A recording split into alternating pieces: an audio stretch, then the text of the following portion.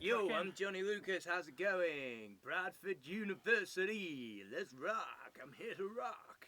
Who's here to rock? Okay, that should do it right. Bum, bum, bum. Let me grab the headphones. Test. Oh, so.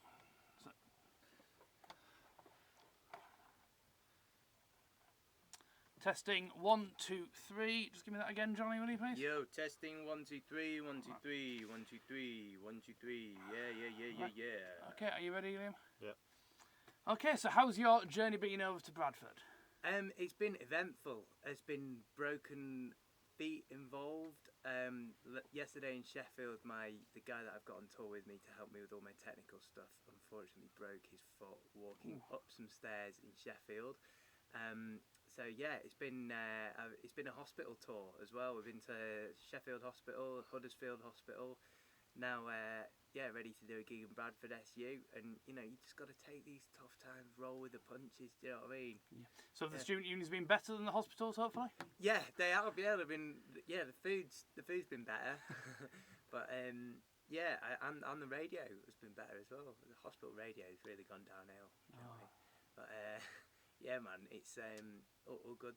Great to be here in Bradford and great to be playing here to the SU. It's awesome. That's great. Now, your new single is Lilo. How would you describe it? Well, it's a summer anthem. It's designed to put you in a good mood straight away, even if you've had the worst day ever.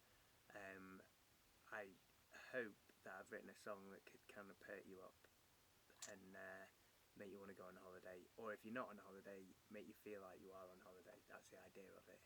So it's something to cheer people up in this sort of wet February. Well, I think we all need cheering up, don't we? Constantly in England. I mean, there's so much depressing music out there, and like we don't really need it because it's depressing enough. Like with the rain constantly chucking down, and the recession. I hate to bark on about it, but I thought I'd do something a bit more uplifting to kind of lift the mood. Okay, now looking on your Facebook page, it says you have a wide range of influences from anything from the 60s to the 90s. How do you find yourself mixing those styles? Well, I guess I put my own stamp on it as well. It's always difficult to kind of think who my influences are because I listen to so much music and over the years kind of just put together my own sound. So I guess it's all guitar orientated, and I do like the melodic side of things. So Britpop's like for me, it's all about the melodies and getting everyone singing along and interesting sort of lyrics and quite quirky. And then the 60s was quite melodic as well, so kind of mix. I kind of take influences from both of those things and put them together. Yeah. And does your album Attention reflect that sort of many styles? Yeah, it does. It's got very sort of catchy sort of melodies to it. But then I kind of made it sound a bit more breakbeaty as well. And I'm very much into the production side of things too. So I think at the time I was listening to the CeeLo Green album actually, so it's got that kind of underlying, like in the rhythm section, a very sort of like breakbeaty feel to it that could make you go out on the dance floor a bit more, because I think it just keeps the energy up. Whereas so if you listen to some of the old 60s stuff that's not been very well produced, it's kind of hard to kind of get to kind of feel the energy behind it because it hasn't got that modern production that you get today. So yeah.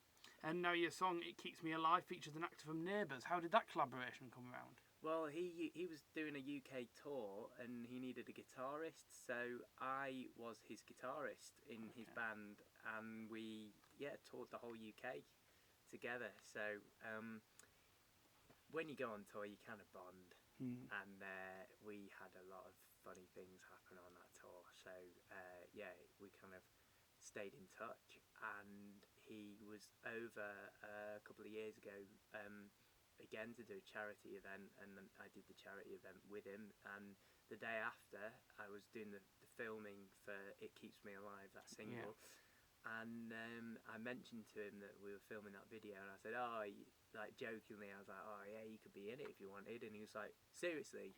And I was like, yeah, and he was like, oh, I'd love to be in it. So like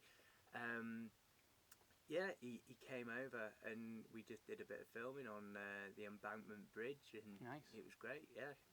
dead fun. He's a top bloke, and he's like always up for getting out there and doing different things, and yeah, it's brilliant.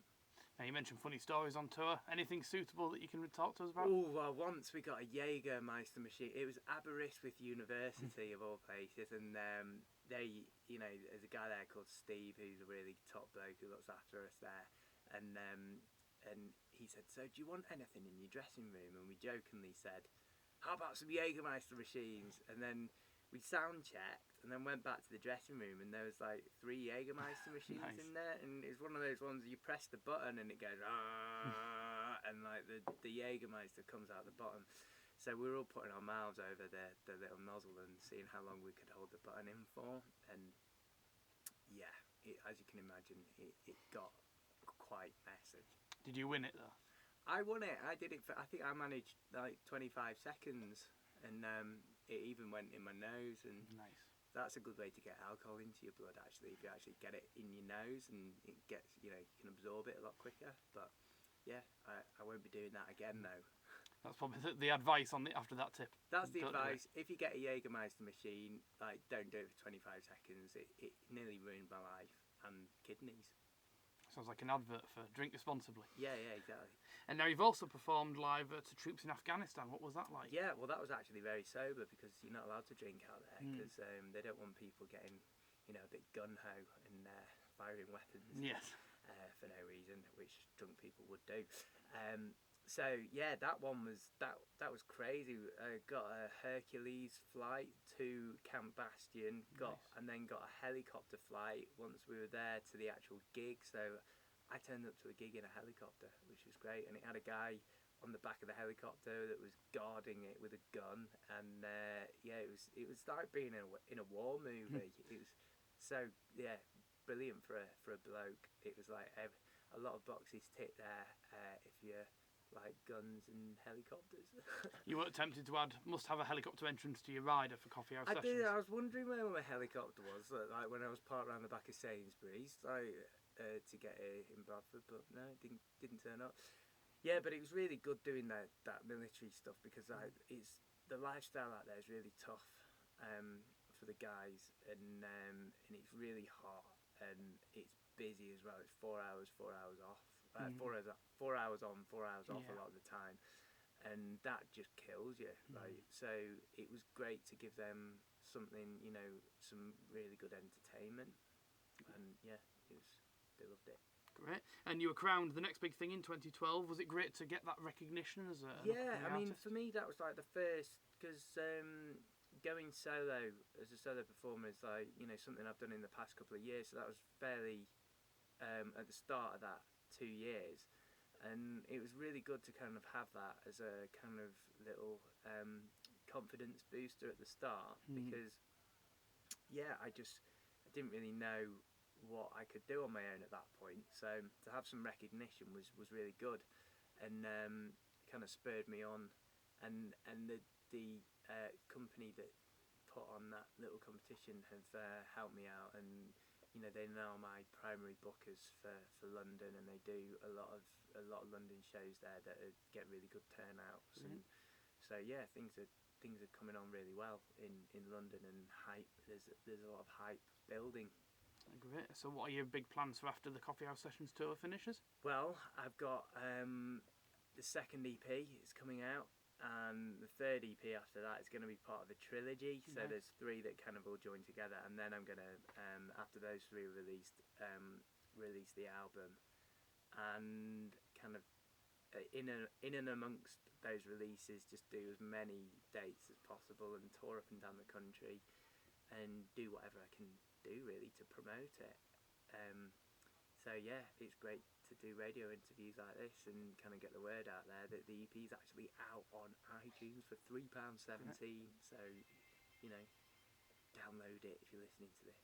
Fantastic. So how can our students find out more about you online, on social networks, anything like that? If you go on johnnylucas.co.uk or Johnny Lucas Chat, that's Twitter. Johnny Lucas Music is Facebook.